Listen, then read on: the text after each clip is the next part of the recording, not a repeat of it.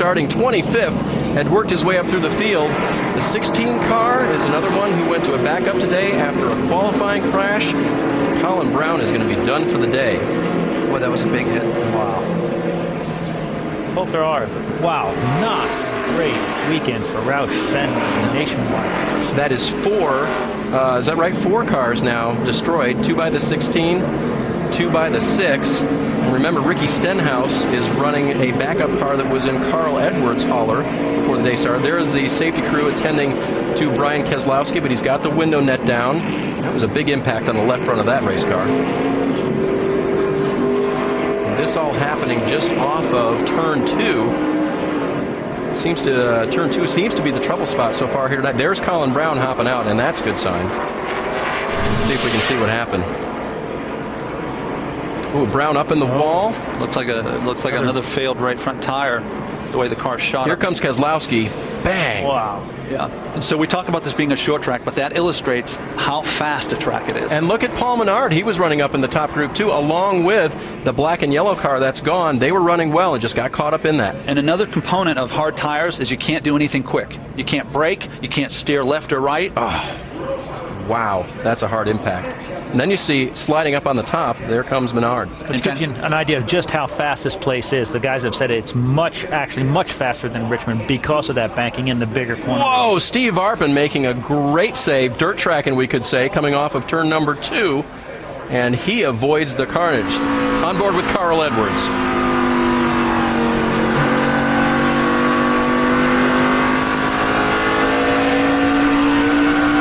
Michael Annett takes you through turn 2. Miss it. Wow, that was close. And he had to just bargain on the fact that the 16 was coming down the track.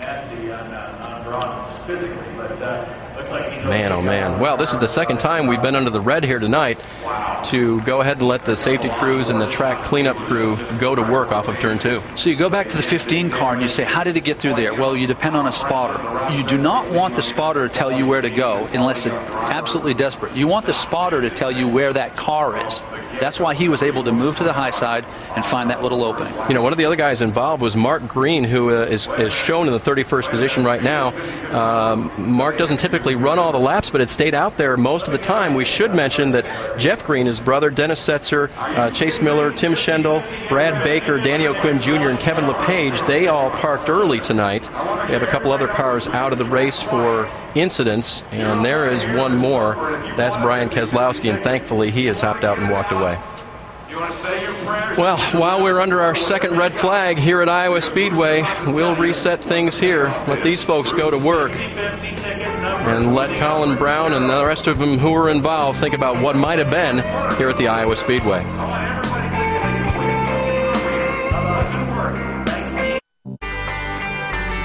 Sunsetting at the Iowa Speedway. Welcome back to the U.S. Cellular 250 presented by Northland Oil and John Deere. And you'll be able to review this race and get all your other NASCAR information on NASCAR.com. Make sure you log on and learn. We've had 2 red flags now this weekend, and we've had 2 Aaron's Lucky Dogs, and they've both been Jeremy Clements. Right place, right time for the 0-4 tonight. And Jeremy, once again, was the first car not on the lead lap. He gets the Lucky Dog free pass, sponsored by Aaron's. That'll put him back on the lead lap, which is a good thing. Maybe he can maintain it a little bit longer this time. We're going to show you some replays, see what happened, some reactions from down on pit road. There is Colin Brown, and here comes Keselowski with nowhere to go. Whoa, and look at it. Stephen just missing that. Stephen Wallace.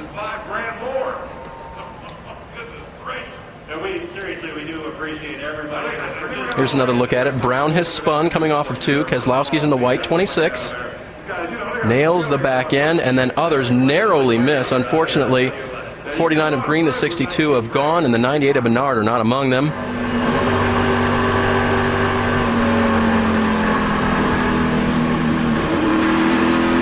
You see Steve Arpin there. That was Arpin missing it, yep. How hard is that, Ray? well, I'll tell you what, it'd be really hard for me, you know, with a good race car driver like that. But that's looking ahead, thinking ahead. You see a little bit of frustration there.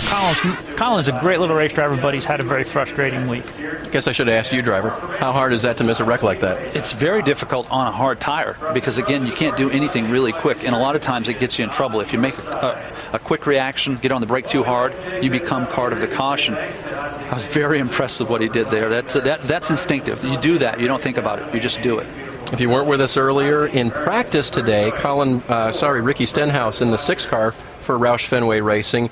He was the first caution during practice, wrecked that car, went to a backup, eventually wrecked his car, I believe it was in qualifying as well, Stenhouse did, and then Colin Brown wrecked a car in qualifying, and now that one is toast. That's 4 cars written off for Roush Fenway Racing in the Nationwide Series this weekend. There is the damaged car of Mark Green. He will not return tonight. He was having a pretty good run staying out there in the 49 car. Well, the field is still under the red flag. They're still cleaning up, making the Iowa Speedway race ready once again for the kind of action we've seen all night long. Come back. The day for Colin Brown at the Iowa Speedway has not gone well. This was his qualifying run. He is in the wall. They went to a backup car, and Colin had to start in the rear of the field. This is lap 93. This just happened.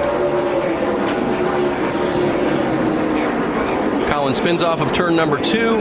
He is clocked by Kozlowski in the white 26 right there.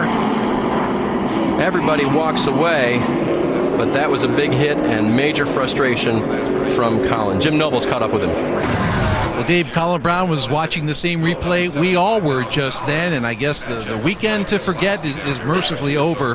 That was a hard hit. How are you, first of all? Yeah, I'm doing okay. You know, it was a bad day for that number 16 3M Ford Fusion. Feel really bad for those guys. You know, we just struggled really bad in practice, threw a bunch of stuff at it for qualifying, and got to the other side of that and got free and wrecked. And you know, I hate that for all those guys, but you know, we were just struggling a little bit in the race. Then we tried a totally different package again, and we just ended up blowing a left front tire, right front tire, and you know, you're kind of along for the ride after that. And unfortunately, I guess those guys didn't see me, so I hate it for all the cars that got tore up in that wreck. But you know, hate it more for my guys. You know, I mean, man, they worked hard, and you know, unfortunately, I guess that's just the way it goes. So hopefully, you know, Jack, if you're watching, hopefully you get better soon, and we see you back here at the track. You know, both you and Ricky had seemingly turned a corner on all this after a tough beginning of the year. Is this just a one-week aberration?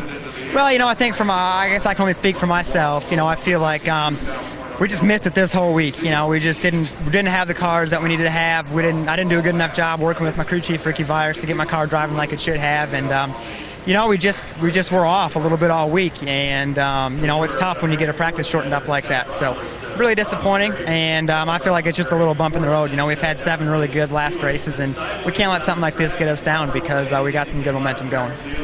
Thanks for your time, and guys, we're hearing from NASCAR about 5 minutes before they start the cars back up.